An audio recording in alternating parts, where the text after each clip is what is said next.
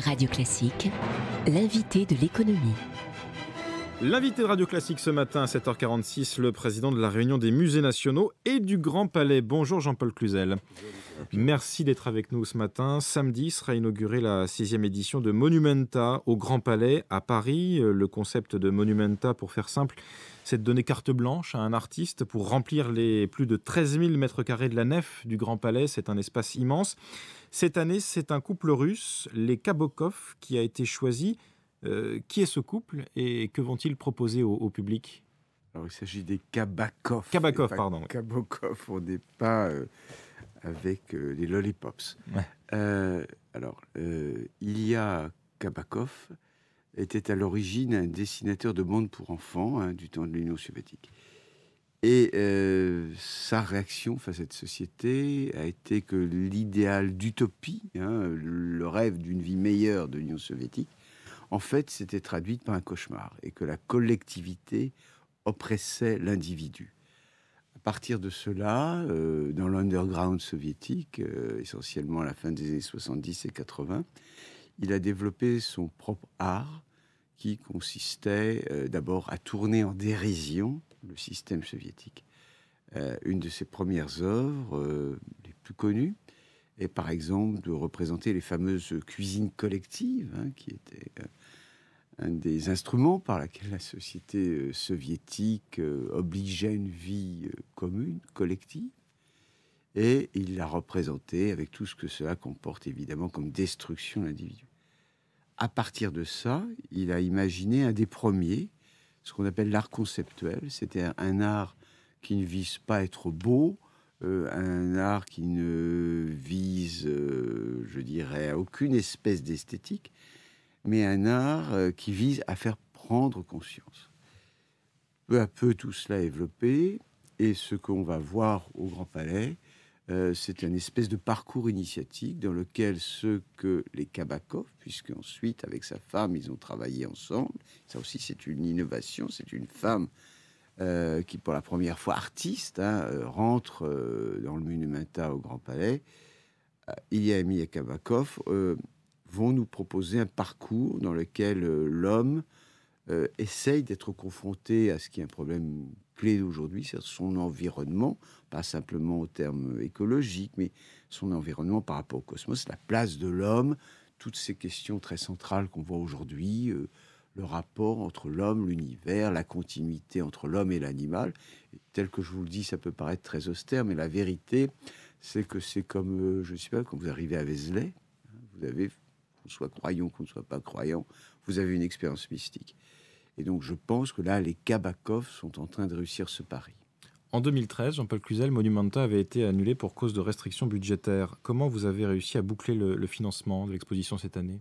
Eh bien, écoutez, effectivement, la subvention de l'État pour l'édition de ce Monumenta sera à peu près le quart de ce qu'elle était pour Daniel Buren. C'est-à-dire combien ? Le chiffre ne doit pas être dit, mais enfin, disons, c'est nettement moins d'1 million d'euros, alors qu'on était à quelques millions d'euros.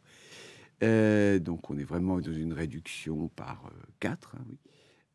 Eh bien, tout cela est compensé par un effort exceptionnel de mécénat. Et Emilia Kabakov s'est beaucoup investie dans le mécénat à l'étranger, non seulement en Russie, mais également aux États-Unis.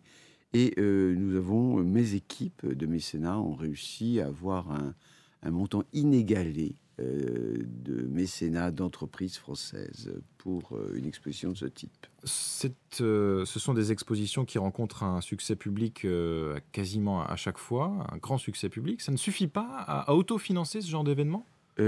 Quand vous allez voir à quoi ressemble l'installation ça s'appelle l'étrange cité, vous allez comprendre que pour faire cette étrange cité, il a fallu rien que pour la réaliser, disons quelques millions d'euros. Donc des entrées à 6 euros, même multipliées par, disons, 300 000 visiteurs. Il y a beaucoup de gratuits, parce que Dieu merci, nous avons une politique de gratuité pour les scolaires, les jeunes, etc. Voilà, ça ne suffit pas. Oui, il y aura d'importants travaux à nouveau au Grand Palais à partir de 2018, je crois, un grand chantier de réaménagement. Qu'est-ce qui va changer ? De l'extérieur, strictement rien. Dans le fonctionnement intérieur, à peu près tout, puisque vous savez qu'on a réouvert le Grand Palais. Mais d'une part, il y a des travaux de sauvetage du monument historique, parce que la verrière a été refaite. Mais il reste 20 000 mètres carrés de toiture à refaire. Évidemment, tout ce qui est en dessous a été assez endommagé par les infiltrations de pluie. Et puis, par ailleurs, il nous manquait une plateforme logistique, il nous manquait des circulations faciles à la fois pour les visiteurs et pour les œuvres d'art.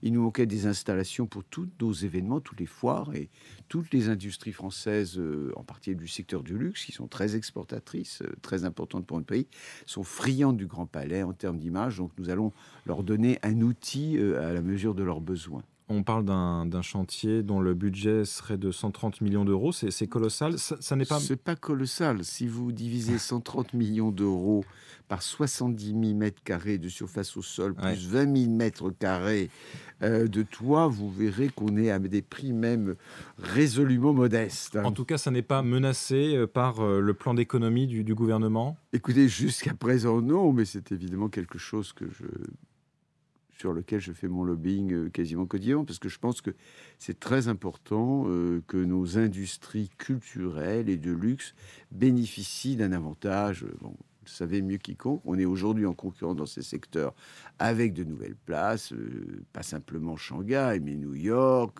Londres. Et donc, il est absolument essentiel que ces industries très exportatrices aient un instrument de travail à la mesure de leurs ambitions mondiales. Le musée Picasso, je change totalement de sujet pour conclure, Jean-Paul Cluzel, doit-il réouvrir en juin et non pas en septembre comme le veut apparemment le ministère de la Culture? Écoutez, un des secrets de ma longévité administrative, c'est de ne pas me mêler des affaires des autres.